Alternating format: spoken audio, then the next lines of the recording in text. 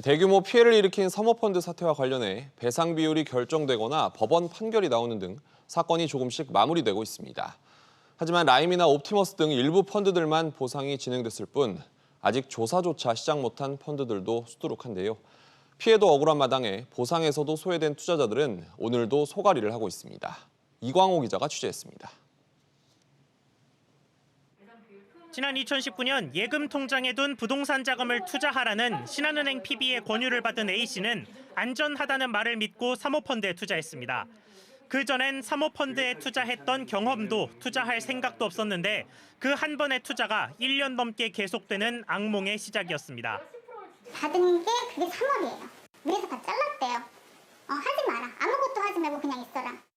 더 플랫폼 아시아 무역금융펀드 지난해 6월 환매 중단이 시작됐습니다. 아름드리 펀드와 글로벌 M펀드 역시 각각 지난해 1월과 3월 환매 중단됐습니다. 합치면 환매 중단 금액만 3천억 원에 육박하는데 금융감독원의 조사는 시작조차 못했습니다. 앞에 있는 대형 펀드들이 많기 때문에 지금 이 소형 펀드에 신경 쓸 시간이 없다. 인력도 없고. 계속 그 대달만 오고 가는 거예요. 금융감독원은 아직 라임 펀드도 절차가 끝나지 않았다면서 소규모 펀드에 대한 조사 일정도 미확정이라고 답했습니다. 이런 소외 속에서 투자자들의 불신은 커져만 가고 있습니다. 내 돈이 없어졌다고 해도 금감원은 신경 안 쓸 것 같아요. 이거는 그러니까 저는 이제 금융권의 어느 누구도 믿지 않게 됐어요. SBS 비즈 이광호입니다. 문제가 발생한 사모펀드들의 피해 보상이 왜 이렇게 늦어지고 있는지 앞서 보도한 이광호 기자와 좀 더 자세히 짚어보겠습니다. 이렇게 제재도 또 보상도 시작조차 못한 소규모 사모펀드 얼마나 됩니까?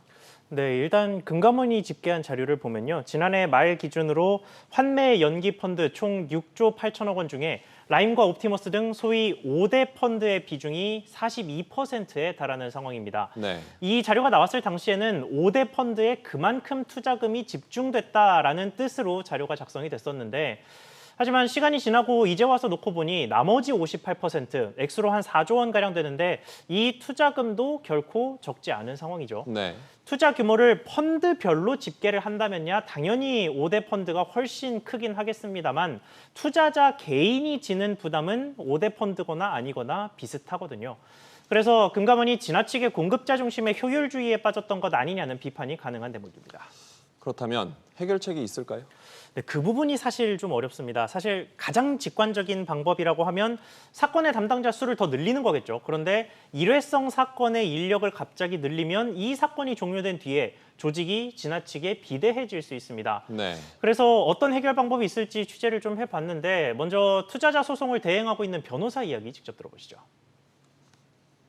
피해자들이 분쟁 조정 절차의 진행 과정을 확인하거나 상대방의 주장 내용을 살펴볼 수 있는 절차가 규정되어 있지 않습니다. 시간이 오래 걸리는 것도 있지만 피해자들의 신청 이후에는 언제 내려질지 모르는 결정을 깜깜이로 기다려야 하기 때문에 정보 공유가 물론 중요하긴 합니다만 그래도 근본적으로 처리 속도를 높일 수 있는 방법은 없을까요?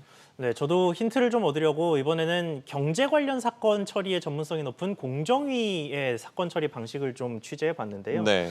공정위는 대형 사건, 비슷한 종류의 사건이 연달아 터지면 그 사건들을 적극적으로 병합하거나 혹은 사건의 단순 병합이 좀 어려운 경우에는 단기 TF를 꾸려서 여러 조직을 합치는 식으로 대응을 합니다. 네.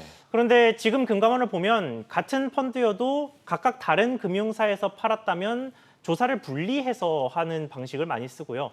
또 만약에 같은 금융사에서 여러 문제 펀드를 팔았더라도 펀드별로 결정이 또 따로 발표가 되는 시기여서 다소 비효율적으로 진행되는 것으로 보이고 해결책도 아마 여기에 있지 않을까 하는 추정이 가능합니다. 네. 금융당국 내부에서 어떻게 논의를 하고 있을지 모르겠지만 공정위 방식 참고할 필요가 있겠군요. 이 기자 잘 들었습니다.